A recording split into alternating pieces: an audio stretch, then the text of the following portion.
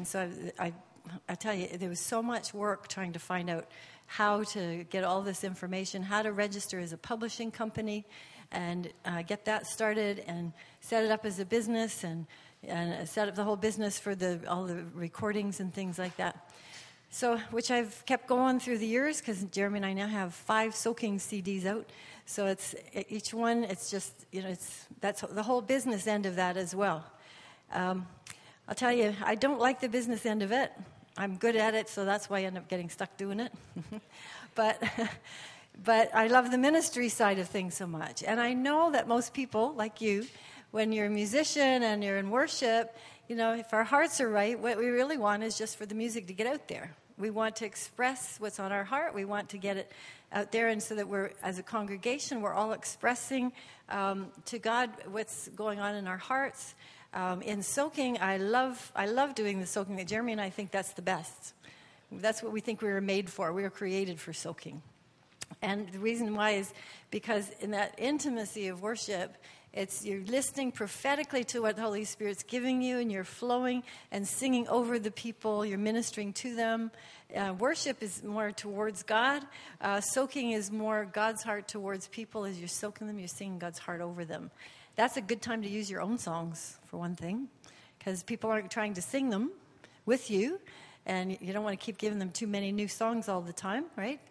But it's good to have some songs that represent your congregation, maybe one of your songs that helps represent your congregation's heart to God. But as I said, in soaking, I love to sing God's heart and minister to the people. And in order to do that, though, sometimes we have to do the business side of things as well.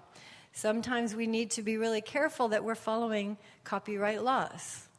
And for Jeremy and I, one of our pet peeves now is to go into a church or in the ministry school if they don't have, we see the coming on the screen, and they don't always have the author's name at the bottom and the copyright year and copyright information.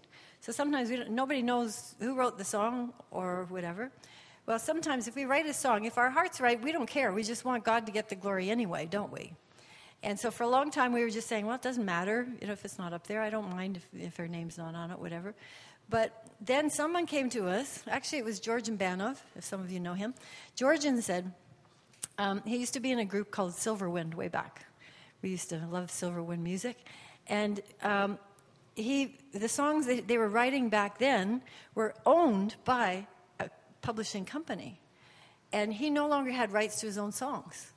So whenever he did his own songs, he had to pay them royalties for using his own songs. Seriously. In the end, he tried to go back and buy out his songs again. It cost him thousands of dollars to buy back the rights to his own songs. There's something wrong with that, isn't there? There's a lot of corruption in the music industry, just so you know. I felt so slimed by it when we went through the recordings. You just get, the more you get in the business side of things, you find out even in the Christian recording, there's been a lot of corruption. There's a lot of bad attitudes, wrong focuses in the industry. It's changing a lot. It's getting a lot better. Let me tell you, it's been a lot better now than it was back then. But it's still, we have to just keep our hearts right again in it. And so during that time, again, just trying to follow the copyright laws, we find, again, it's important. It's for a reason. Someone said, well, what happens if you write a song and you start using it, other people are using it, and they change it? They might change some of the words, and maybe now it's not theologically correct, and your name's on it as having written the song. Or they can take your song, and because you've never put a copyright on it, they can now claim it as their own. Things like that happen. So the laws are put in place for a reason. We don't want to live by the law. We want to live by grace, by the spirit of the law rather than the letter of it. But we want to follow those laws. So I really encourage each of you to make sure when you go back to your own church, ask them question number 1: are we members of CCLI? CCLI, Christian Copyright Licensing, okay, international.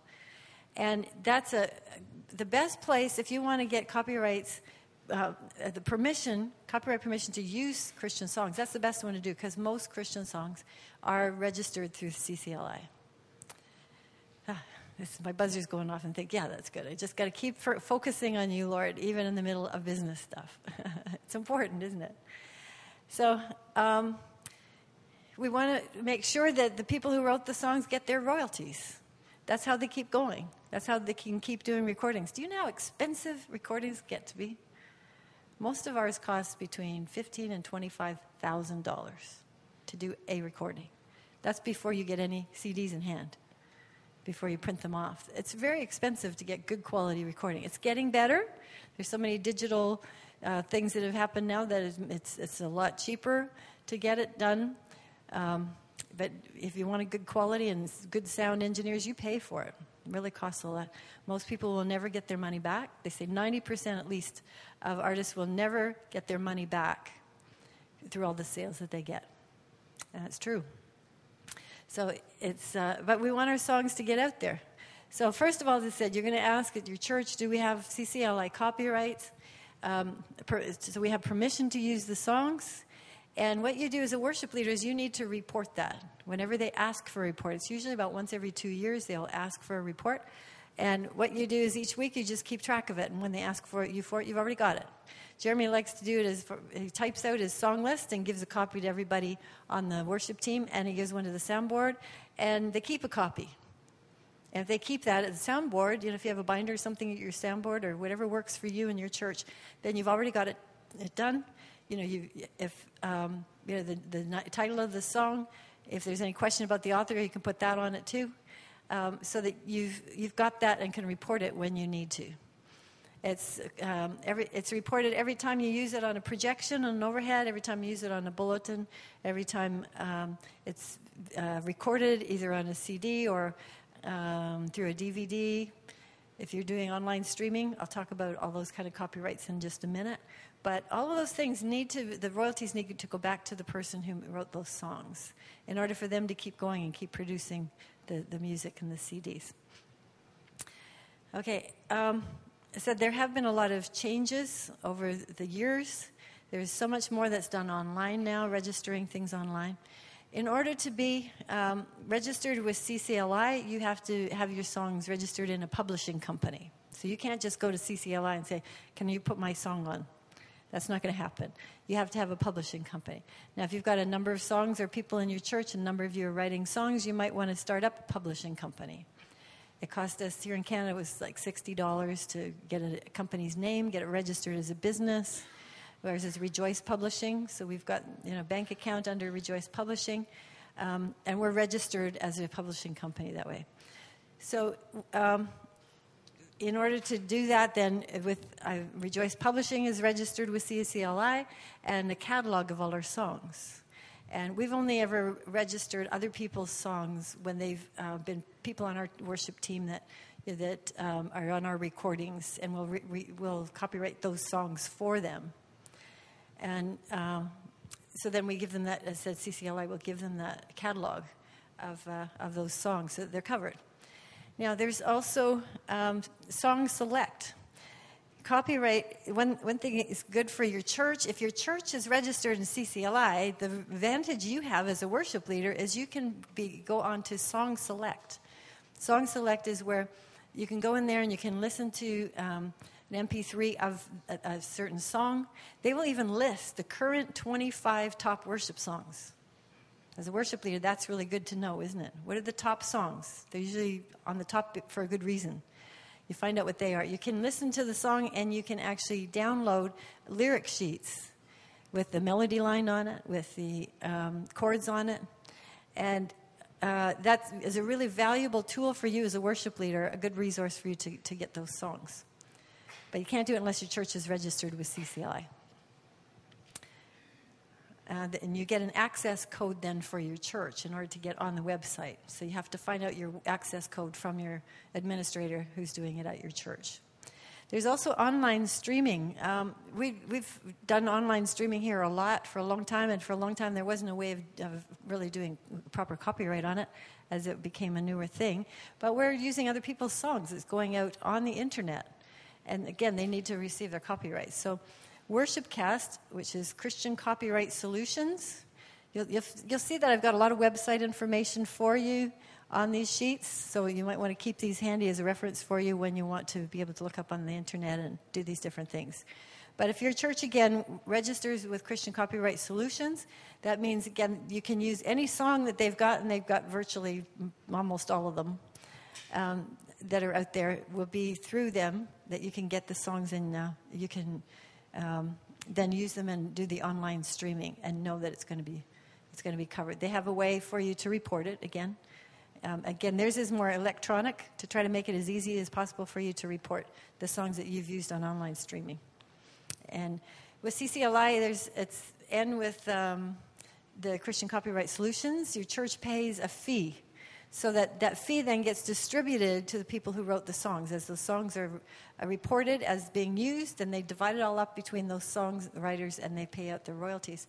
With CCLI, you might think, well, we're only a tiny little church, maybe only 30 or 40 of us. Well, it doesn't matter. You only have to pay according to your size. So you're not going to be paying very much if you only have 30, 40. If you've got a church our size, you're paying a lot more, which is only fair. But with Christian Copyright Solutions, there was a flat fee last time, so you might want to check on that one for the price for your church. If you're going to be using songs,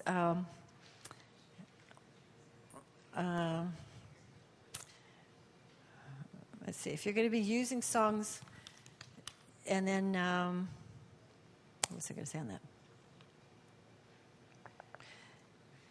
If you're going to use songs when you record, like you're recording, say, a worship set, if you're giving away those tapes for free, as a sample, say to your visitors or something like that, then you don't have to worry about paying out copyright royalties for those things. They will be covered, or if you've recorded your services, that kind of thing, and it includes the worship, and people get that. If it's for free, then you don't have to worry about that. But you will report those songs still to CCLI if they ask for it, as to which ones you've recorded, because, again, those royalties are paid through CCLI. But if you start to sell a CD, even if it's just $5 or something, if you start selling the CD with other people's songs on it, and you're earning a little bit of income in it, you need to make sure that you get what's called a mechanical license. You're getting permission to use their song, and you're paying a fee in order to use their song to make money, right? So if you're not making money, you don't have to worry about it. If you're making money, you need to pay out those copyright fees to those people. So you need what's called a mechanical license. If you are going to use someone's recording that's the actual recording for some reason, you have to get what's called a master use license, which means that you're actually getting a license for the musical recording itself. But if you're just using their song and you're singing it, your worship team singing it, you need a mechanical license. I'll go into that one in just a little bit more in just a second, but I want to talk about copywriting your own songs. Now, the first thing for you to do, the simplest thing for you to do, if you're just writing a couple of songs and you're using them in your church and you don't think they're going to go anywhere else other than just your own church, you can copyright just by sticking it in an envelope, taking it and getting it postmarked. It's better to get a hand postmarked so you can make sure the date is very legible on it. But put it in a sealed envelope, mail it back to yourself, and never open it. Just stick it away in a safe or someplace where you know it is. And it'll have a date on it, and it is actually considered, by law, will pass in court as that is the day of the copyright on your song. Okay? It's not only your CD in it, but put the lyric sheet with the words and the chords on it, that kind of thing. Just keep it in there. But do that as the very first thing to copyright your songs, okay? Now, if you think it's going to be used more and other people are going to start using it at their churches, or it's going out on the internet streaming, or it's going out somewhere so people might want it or start using it, then you might want to consider doing it more formally to register your songs. So as I said, with us, we did it through Rejoice Publishing. And in order to register that, there's different places you can register. One is, I wanted to register with CCLI, so it's covered for church use. And I also wanted to register with CMRRA, that's Canadian Musicians' Rights and Royalties Agency. Because if someone else decides they wanted to use my song, say someone out in British Columbia had heard it and wanted to use it, and then they would have to obtain a mechanical license if they wanted to put it on their recording. So they could ask CMRRA, and CMRRA would issue them a license, or they could come to me directly. But if you can go to CMRRA. If you're Canadian, you can go to CMRRA for almost any songs that you want to use in the worship songs. But you just go onto their website. Again, I've got it on the sheets here as to their website address there, and you just do a song search. On the left side, you'll see a little tab saying Song Search, and you search the database and see if that song is in there. And if so, then you can then go to another tab and say Request a Mechanical License.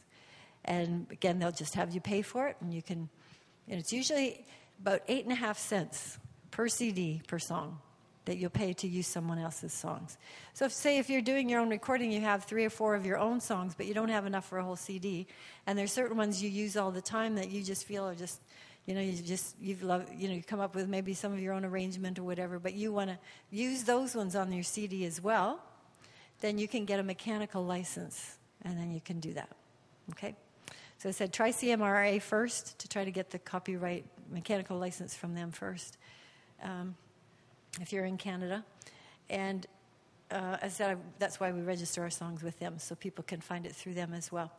Then also, if you feel it's going to go out internationally, which, in our church, of course, being an international church, it does. So it's registering with U.S. Copyright Office, the Library of Congress, and we just send a whole CD into them. It costs us $40 whether you register one song or whether you register a whole CD. So we just send in a whole CD, and they have a copy of it there, and it's registered then through them. So the address is there as well to do it. SOCAN. SOCAN is a nonprofit organization. So is CMRRA. Both of them, they're put in place by government to protect songwriters, musicians. Okay, so SOCAN, again, we register with them. And if you register with them, it doesn't cost you anything if you do it online. If you phone or mail, it's going to cost you $25 to register for each song because of the paperwork it takes for them to do it. But if you do it online, it doesn't cost you anything to register your songs. And we registered as a publishing company as well as we registered individually as musicians and authors of the songs. SOCAN covers paying out of royalties for radio, television, and internet. And so again, especially if it's going out on the internet and stuff and it comes back in as royalties, then they will submit a check to you for the royalty payment for that. Something that's brand new is something called Resound. It's in conjunction with SOCAN. And again, it's because of people using songs in public places over the airwaves. Like you go into a store and you hear the songs being played in the store. And you think before that, nobody got royalties for that. Well, they do now. You can go in and, if you hear your song being played in a store, say, did you pay Resound for that? They pay again to be able to use those songs in a public place like that. So again, that's registering as a publishing company, but also registering as a musician. Now, in the UK, the equivalent to SOCAN there is MCPS. So the website address is there. In the US, it's called ASCAP, ASCAP, or BMI. They're the US equivalents to SOCAN as well.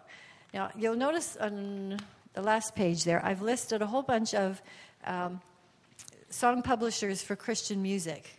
So you can go to a lot of them if you want to get onto websites as well, like all the Mercy Vineyard songs go through Music Services. But something, again, that's brand new is that Music Services, I used to go to them and get it directly, get the mechanical license directly from them, and now they say, no, I have to go through CMRRA. They've made an agreement now where it goes through the CMRRA in Canada instead. But if you're in the U.S., these ones are good for you to know, particularly. Or if the song that you have that you want to use is not under CMRRA, then you can go to any of these ones. Like one of them I couldn't find. When I went on to CMRRA, I went then to this publisher, and they made sure that they called CMRRA, made sure that their song got put back on there so that I could get it. So it's good to talk to them personally if you can't find the song that's under their publishing name. All right? Okay. Any questions on that?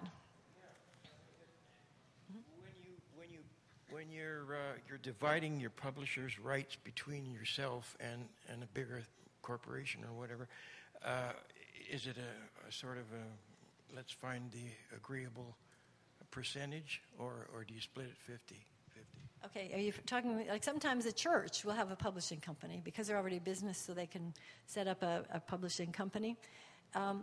Any songwriting royalties need to totally come to the songwriter. Well, yeah, the songwriter's rights and publisher's rights, I know there's a 50-50 split there. Yeah, okay, so it's publishing and songwriters' rights, okay? Publishers handling a big publisher naturally wants to get more money because he's got a better chance of getting your return, getting your song heard and that kind of thing. But like for yourself, you have to actually make an agreement with the big publisher to also do it through yourself, or how does that work? Okay, yeah, that's a good question. For instance, Kingsway Publishing in UK wanted to have a publishing agreement with us for our songs. And we did not, because of what happened to George and Banna, we wanted to be careful that we didn't get into a situation where Kingsway owned all of our songs. I mean, that's happened with Rob Critchley, who was one of our worship leaders here as well. That Rob Critchley did go into publishing agreement with Kingsway, so Kingsway owns the songs, but they own 50% of it. And so what happens again is Rob Critchley, when he did his own CDs, had to pay royalties to Kingsway to use his own songs. So what we did instead with Kingsway is we came into an agreement with them of an administrator's agreement instead. And what we did with them then is we pay them 25% of the royalties to do the administration for us in the UK, because we can't get our money from the UK unless it goes through a UK agency. That's a law that they have in the UK. So we went to, I said, we've got this publishing agreement with them where they get 25%, we get 75% for them to administrate for us in the UK. We have kept total control of our own songs in North America. And Kingsway was fine with that. So. I took a night course at Trevis, and it was to do with songwriters' rights and publishers' rights and that kind of thing. And I understood that there was a free course for the writer to do anything he wants with his song. He can perform it or whatever, and he doesn't have to pay. Maybe I didn't remember it properly. I said it all depends on what agreement you have with them. So be careful about coming into an agreement. Read over the fine print. Want to make sure that you maintain control of your own songs. I think that's important. As you said, at Kingsway, because with Rob, they have promoted his songs more. They put out CDs with his songs more and stuff. But they've done ours as well. Maybe they don't give us the same attention. They do his to get them released. But they have done it. But when they do a promo CD anyway and send them out, every quarter or whatever, they'll send out a CD. And it's a sort of a sampler kind of thing at a really reduced price. They don't pay any royalties anyway, whether you have a full agreement or not, So they will still be promoting some songs. But again, you have to be careful because you might have this expectation then that publisher, we've come into a 50-50 agreement with them, you're expecting that publisher to really promote your songs, and they don't necessarily. They will only handpick certain ones that they want to promote, and the other ones they don't, and you've already paid, and now you're paying back. Every time you use your own song, you're paying them 50%. So you want to be careful of your agreement. Read it over carefully, and try to make sure that you maintain 100% control when you sell your own CDs and use your own songs, that you don't have to pay royalties to someone else to use your own songs. You want to watch that agreement. The injection of the internet in the whole picture, though, it kind of changes the balance of power. If there's something happening on the internet, they have to listen, right? So. Okay, I'm not sure I quite follow the point there. But yeah, everything has changed, though, with the internet for sure. A lot of things have changed. I said even all the registrations online have changed, but there is a lot that's changed because of the internet and stuff that's going out on internet and everything now. You have a question? I just wanted to point out that I read somewhere that you play someone else's song, it does well, becomes a hit. you're paying royalties for that, you could lose your shirt. Yes. However, though, if because of Resound, what Resound really does for you, if you register with Resound now, is that protects you. Even if you were someone singing on someone's CD and that CD goes out and becomes popular, you can get royalties back for being a singer on that. Now, they never used to have that. That's quite new. And so whenever, it will balance out then with those kind of things. If someone, he's saying, if you use that, you're using the song, and that song becomes really popular, that person's getting all the song royalties because of being a songwriter. However, you are going to maintain the song royalties for that master use because it's your song. When you do it, it's not just the songwriter. It used to be just the songwriter would get royalties from SOCAN, for instance, when it's out, even though the worship leader that's leading it, if that was you, you wouldn't get anything. But now you do. Now you do. As that worship leader or people on that band, you get royalties for that as well. If it goes out on the radio or TV or internet or something, you actually can get it back. So as a musician on a recording, make sure that you register with Resound so that you will get it back for actually doing it on your recording. This is a different sort of question, but I was just interested to notice that over the years, sometimes with the overheads, there's been a CCLI reference, and then there hasn't been for a while. But then now I notice that we seem to have them on the bottom of the overheads more. Can you explain the background? You're supposed to have it on all the time, but churches aren't always faithful at doing it. So we need to be. That's one thing as a worship leader, you need to make sure that you keep your church accountable.